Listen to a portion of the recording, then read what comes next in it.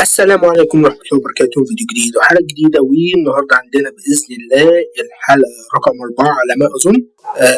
يبقى الحلقة رقم 4 لأن الحلقة اللي فاتت كانت الحلقة 3 اللي خلصنا فيها المين بودي بإذن الله.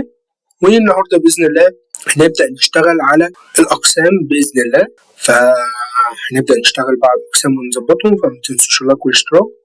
وبسم الله الرحمن الرحيم. وطبعا كالعادة رابط قناة الواتس في الوصف اللي عليها الملخصات، وبرضو عملت سيرفر ديسكورد يعني لسه بيتظبط، بس هتروحوا لروم اسمها كود ريفيو، هتلاقي فيها ملحوظات مهمة عن ال HTML وال CSS، مهم جدا جدا جدا تروح تشوف.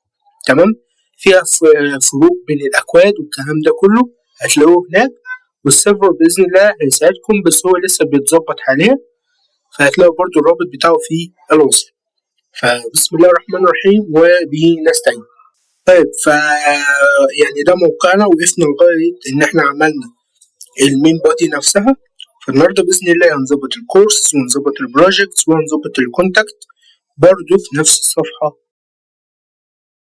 وبإذن الله الفيديو جاي هنعمل الفوتر وهنخلي الموقع ريسبونسيف. يعني إيه ريسبونسيف هتعرفوا بإذن الله إيه الفيديو جاي. طيب فبسم الله نبدأ كده هوت بالقسم بتاع الكورسز، فننزل جنب السكشن ديت او تحتها بمعنى صح بقى. فبسم الله هنكتب سكشن لان احنا هنعمل سكشن جديد خالص، والسكشن هيبقى الكلاس بتاعه كاردز. تمام، وهنروح جايين هنكتب الاي دي يساوي ان احنا هنعمل الكورسز دي، ان احنا هنشتغل على الكورسز بالشكل دوت عشان نعرفه ان احنا بنشتغل على الكورسز. ماشي، وبعدها هنيجي نكتب H2 بالشكل دوت، بس انا مكنتش عايز اقفلها، كنت عايز اكتب كلاس برضو، لازم مهم الكلاس قوي. وهنكتب الكلاس تايتل، وهنفهم ايه هو التايتل دلوقتي حالا. وبعدين هنروح كاتبين ان التايتل ده سيز بالشكل ده، وال H2 اتقفلت خلاص. تمام، بعد كده هنروح كاتبين هنعمل ديف والديف ديت هيبقى الكلاس بتاعها، هيبقى الكونتنت او المحتوى اللي احنا هنكتبه. وبعد كده هنيجي نعمل ايه؟ بسم الله نبدأ نعمل كود. فهنكتب اول حاجة هنا هوت ديف كلاس. ماشي، ديف كلاس وهسميه كارد، هسميه كارد لان احنا بنعمل كارد دلوقتي، بنشتغل على كارت معين. وهنروح قافلين الدفاية ديت، وبعدين هنيجي نكتب تحت هنعمل ايكون ديف. ماشي، كلاس هيساوي ايكون، هنشتغل على الايكون. وبعدها هنروح كاتبين الكود بتاع الايكون، فهجيب الكود بسرعة. طيب فدلوقتي ده الكود بتاع كده البايثون مثلا، وليكن هنعمل كارت خاص بكورس البايثون. تمام، لان احنا عارفين ان احنا الموقع، يعني الموقع ده باذن الله هنعمله موقع كورسات. بعد كده هنروح قافلين الدفاية، خلاص قفلنا الدفايات. وبعد كده هنعمل الديف الانفو، مهم اوي ديف. ماشي، كلاس انفو. ماشي، الانفو ده اللي هو عبارة عن ايه؟ يعني عبارة عن ايه الحاجة دي؟ ماشي، يعني الكورس نفسه بيتكلم عن ايه، المستخدم بيعرف من خلال الانفو. قافلينها كده اهوت، وهنعمل تحت H2. تمام، او H3، تبقى H3 مش H2، لان احنا مش هنعمل H2 H3 على طول.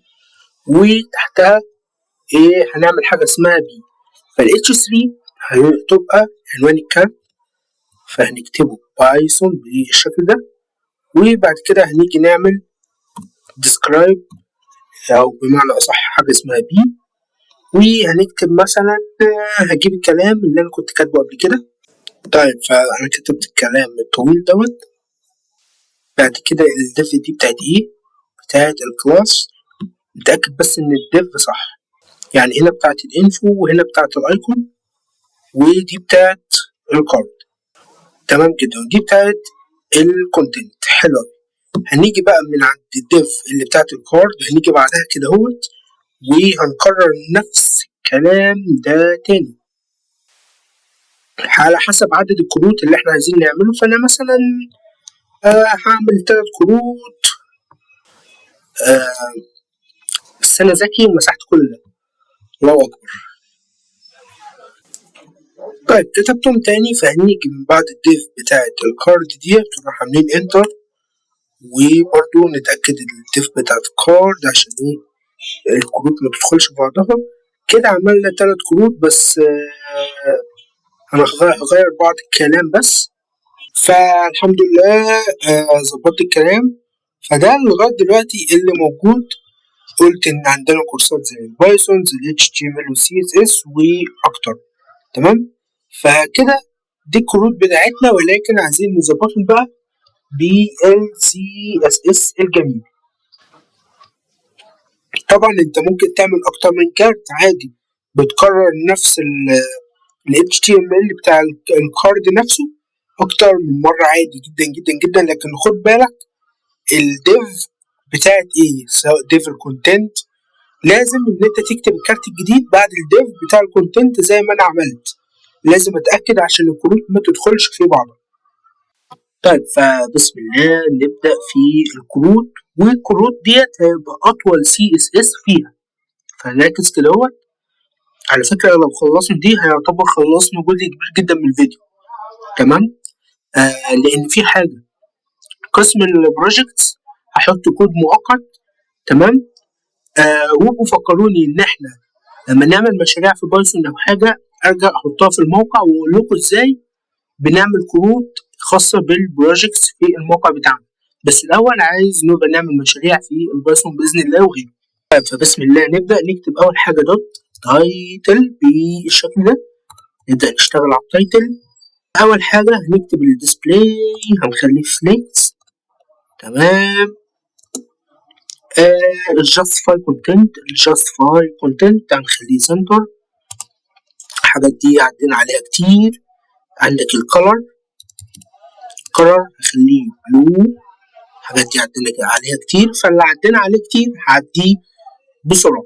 الفونت سايز هخليه 2.2 EM. تمام. الفونت ويت هيبقى 800. فونت ويت 800. تمام. ودي اخر حاجة المارجن بوتوم.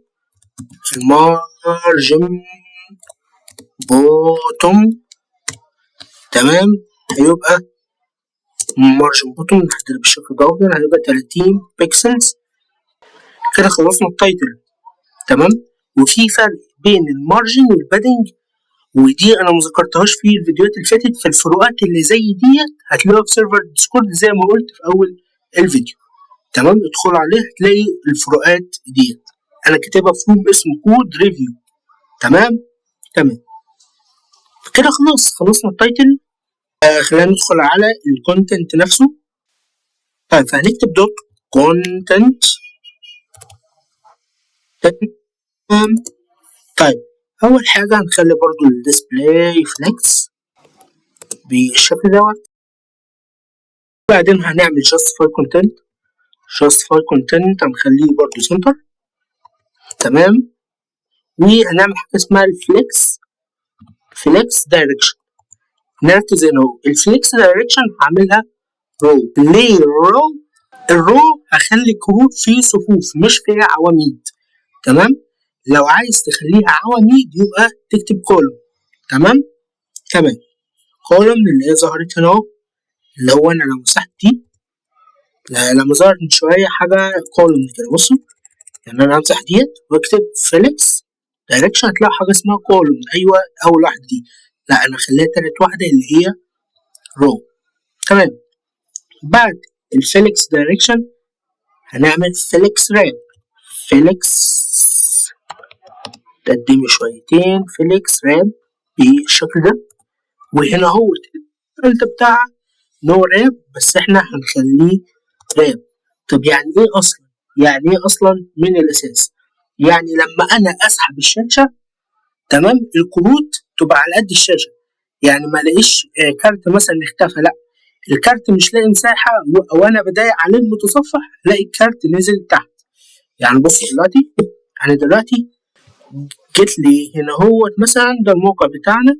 طيب انا هنا اهو، لما انا هكون بزقه كده، شايفين بدأ ينزل ازاي؟ الكارت ما بيختفيش. طبعا الكارت ملوش حواف، احنا لسه هنعمل حواف طبعا يعني. فده عشان كده خليت هنا الفليكس راب. تمام. طيب وبعدين عشان نسيب مسافة بين الكروت هنعمل حاجة اسمها جاب بالشكل ده، نعمل 20 بيكسلز بالشكل ده، وكده نكون خلصنا الكونتنت. كويس جدا.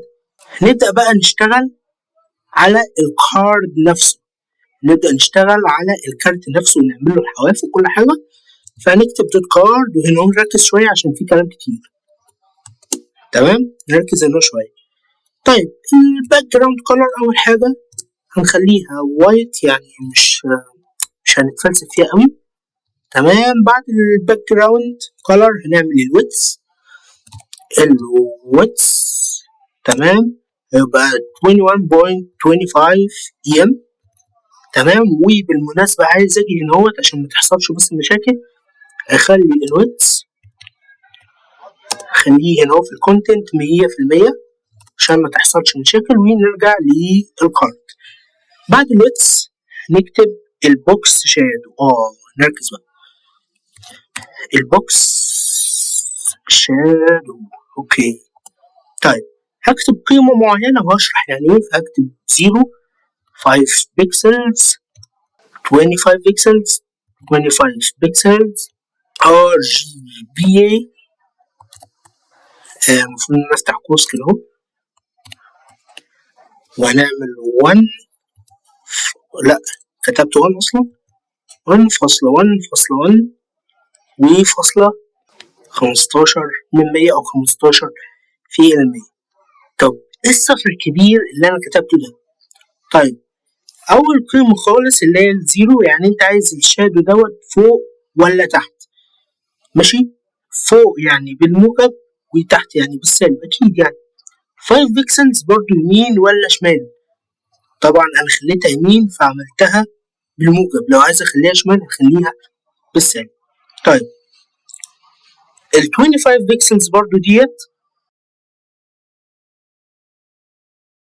الار جي بي ايه. الار جي بي الاول ريد وجرين وبلو. تمام، يعني دي الالوان نفسها. الاي ديت اللي هي الالفا.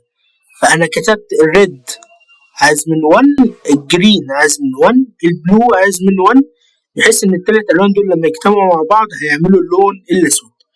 تمام. والالفا اللي هي الاي خليتها 15% وديت الشفافيه. فده كده البوكس شادو. بعد كده هنكتب البوردر راديوس، عايزين البوردر راديوس، وديت الحواف بتاعتها.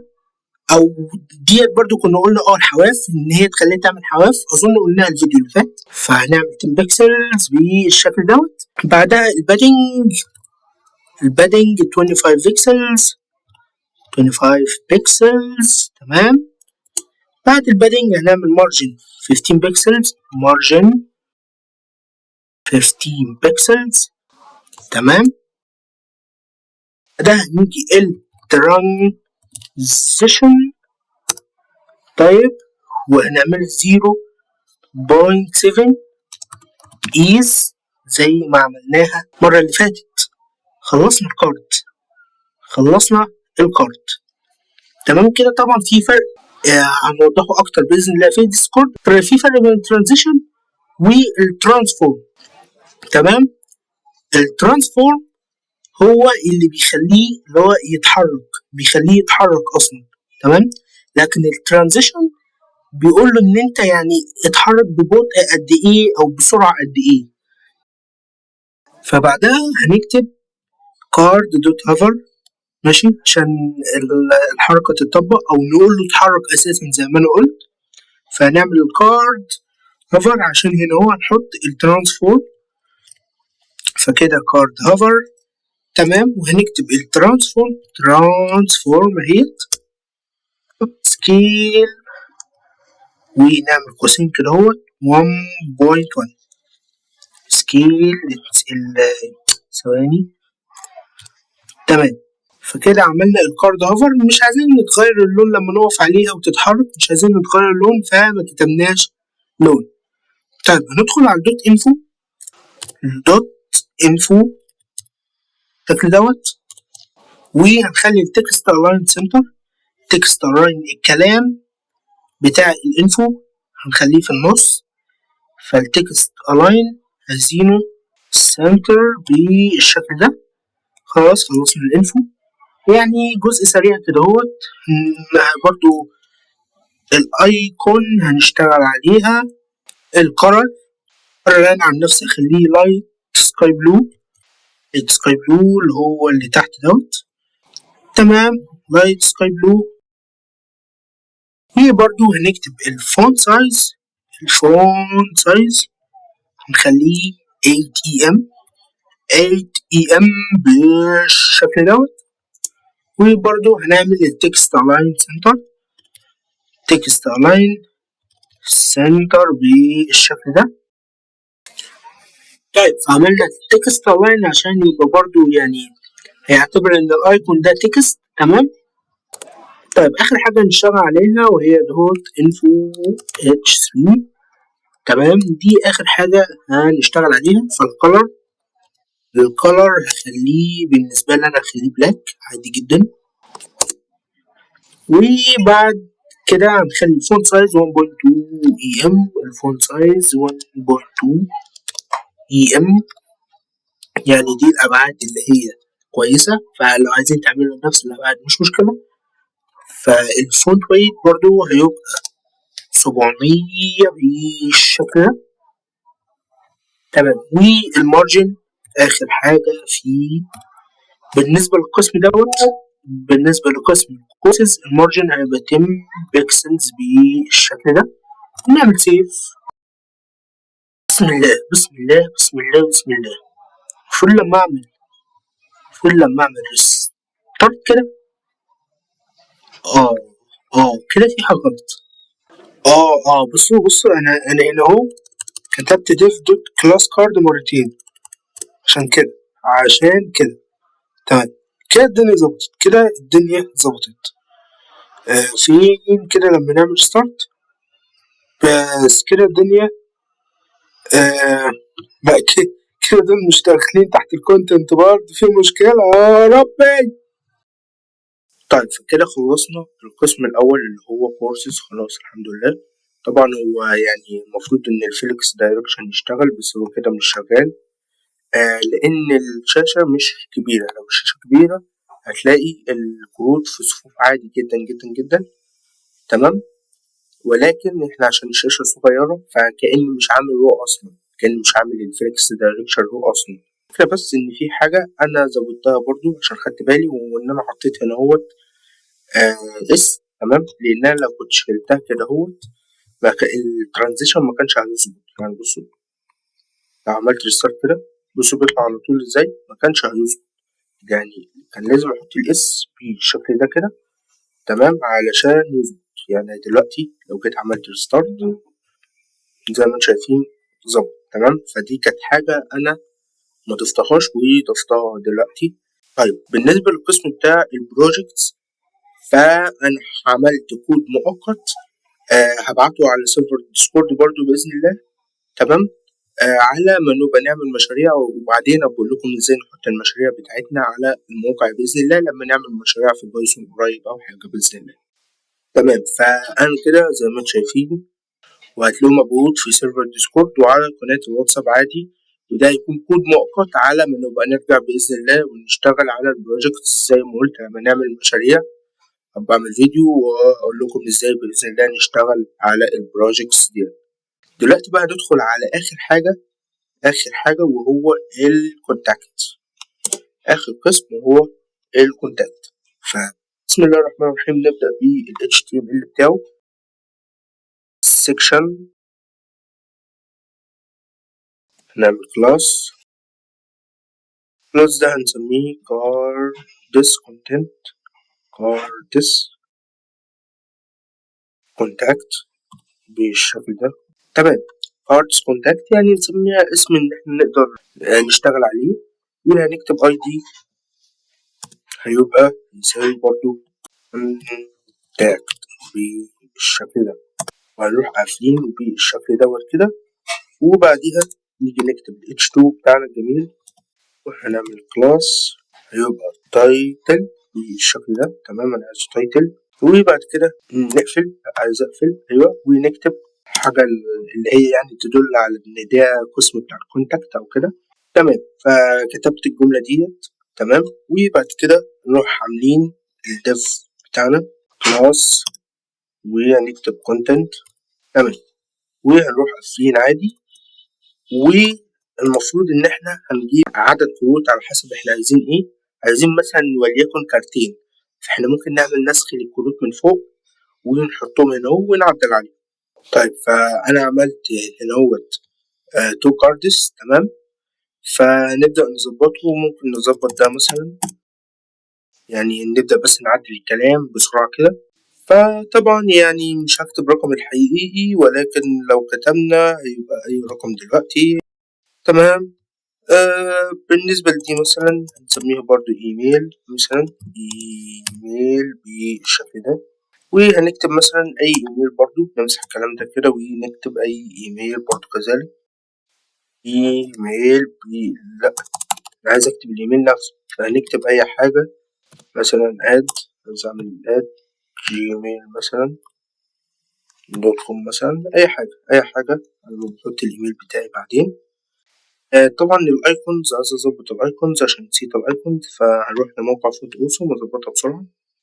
تمام، فكده انا ظبطت الايكونز. تمام، فاحنا دلوقتي لو عملنا ريستارت بالشكل ده ونزلنا تحت زي ما انتم شايفين حلو، الايميل مش مظبوط قوي. ماشي، الايكون بتاع الايميل لازم نظبطها. تمام، ولكن اهم حاجة ان ده اللي ظهر عندنا دلوقتي، ونقدر بقى ان احنا يعني هنعدل على الحجم بتاع الايكون، هنعدل على برضه النص سواء واتساب او البي نفسه، يعني سواء ال H2 او البي. فبرضه الكروت عادي هي المفروض ان هي في صفوف، بس عشان قلت حجم الشاشة. فهنبدأ نعمل تعديلات بسيطة بس قبل ما ندخل على CSS بتاع الكونتاكت. هظبط انا الايكون دي دوت الامر بتاع الصورة بتاعت الايميل، يعني ده الامر بتاع الايكون بتاع الايميل. تمام، فلو عملنا سيف دلوقتي كده جينا وعملنا ريستارت، وزي ما انتم شايفين الايكون ظبطت والحمد لله. تمام، دلوقتي بقى كده عايزين نروح على CSS ونظبط اخر الحاجات. طيب، فهنبدأ نيجي على الكاردس شارت زي ما احنا كاتبينها. طبعا لازم زي ما احنا كاتبينها هنا اهو، زي ما احنا كاتبينها هنا اهو. ماشي، عشان احنا بنعمل لها منشن. وبعد كده لا، بس احنا بنشتغل على ايه في الكاردس كونتاكت؟ بنشتغل على الايكون. هنشتغل دلوقتي على الايكون، فهنعمل دوت ايكون، وبعدين نعمل القوسين دول. ما ننساش احنا بنشتغل على ايه في الكروت، احنا بنشتغل دلوقتي على الايكون. فاحنا كده بقول له في قسم الكونتاكت. تمام، هتلاقي الايكونز بتاع الكروت هتعمل لي عليها الفون سايز. الفون سايز بالشكل ده 4.5 EM. تمام، وبعد كده هنكتب برضو دوت كاردس كونتاكت عشان هنشتغل على الانفو H3. تمام، لان هنا هوت انا بمنشن الكاردس كونتاكت، بعدين بمنشن انفو، بعد كده بمنشن ال H3 او ال B اللي هنيجي عليها دلوقتي. تمام، كاردس كونتاكت برضو، بعد كده دوت انفو، كده H3 بالشكل دوت، ونروح فاتحين الاكواز بتاعتنا الجميلة. طيب، هنعمل ايه هنا هوت؟ هنغير اللون بس. color غير اللون بس، هخليه بلاك، مش يعني مش هقعد ان انا العب فيه، خليه بلاك عادي حلو. تمام.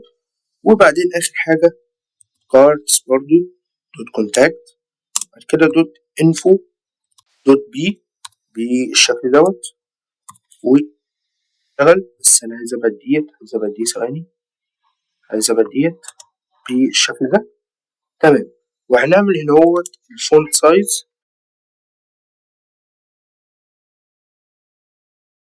فونت سايز بإذن الله 1.5 ام بإذن الله بالشكل ده. وكده نكون خلصنا السي اس اس بتاعت قسم الكونتاكت. لازم الفونت سايز يكون الفرق بينه حوالي 3 اي ام، يعني يفضل الابعاد ديت. تمام. فالمفروض ان انا دلوقتي بالشكل ده لما اجي اعمل ستارت، زي ما انتم شايفين الايكون صغرت والكلام برضو ايه صغر والدنيا تمام. بس كده هيكون فاضل لنا بإذن الله الفيديو الجاي، هيكون فاضل لنا الفوتر. تمام. وهنخلي الموقع ريسبونسيف، هتعرفوا يعني ايه الموقع هيكون ريسبونسيف. ونبدأ يعني نبدأ إن احنا نتأكد إن الكورسز تمام. يعني مثلا لما أضغط على كورسز يجيبني قسم الكورسز هنا اهوت. تمام. أو على الأقل إن أنا لما أضغط على الزرار، تمام الزرار مظبوط. عايز البروجكتس لما اضغط عليها باذن الله ودي هنظبطها الفيديو جاي يجيبني هنا اهوت، والكونتاكت لما اضغط عليها يجيبني هنا اهوت. اما بالنسبه للكورسز ديت فهيوديني لصفحه تانية. وطبعا يعني دي مش ان انا هتكلم عليها، دي هعملها يعني خلف الكواليس عادي مع نفسي. بس تقدروا ان انتوا تعملوا صفحه جديده HTML عادي. يعني مثلا اعمل courses دوت HTML واروح طالع فوق هنا اهوت مثلا مكان الرابط بتاع قسم الكورسز هنا اهوت، وليكن فين. طيب فعايزين يودينا على الكورس HTML. لو عملنا ملف جديد هنا اهو، نروح جايين جنب الايه شايف في الهيدر هنا اهوت. تمام. ونروح عاملين بيه الشكل دوت، ونروح كاتبين هتلاقوا مثلا كورس دوت HTML اللي انتوا عملتوه، فهتمنشنوه كده. تمام. وهيشتغل عادي جدا جدا جدا. احنا مثلا ممكن نعمل حاجة تانية هنا اهوت. طيب فأنا ظبطت الكونتاكت، فأنا بضغط هنا اهوت زي ما انتم شايفين بيجيب لي الكونتاكت. تمام. فكويس إن احنا ظبطنا دي دلوقتي. طبعا أنا بمنشن ديت، تمام، بمنشن دي زيها كده بالظبط. ويفضل عشان تشتغل يفضل إن أنا مثلا يكون كاتب أي دي زي كده. تمام. عشان تشتغل يعني أنا مثلا هاجي عند البروجكتس، برضو هاجي عند البروجكتس هنا اهوت واكتب مثلا أي دي عشان يشتغل. هكتب له أي دي هيساوي ويروح واخد كلمة بروجكتس هي ديت.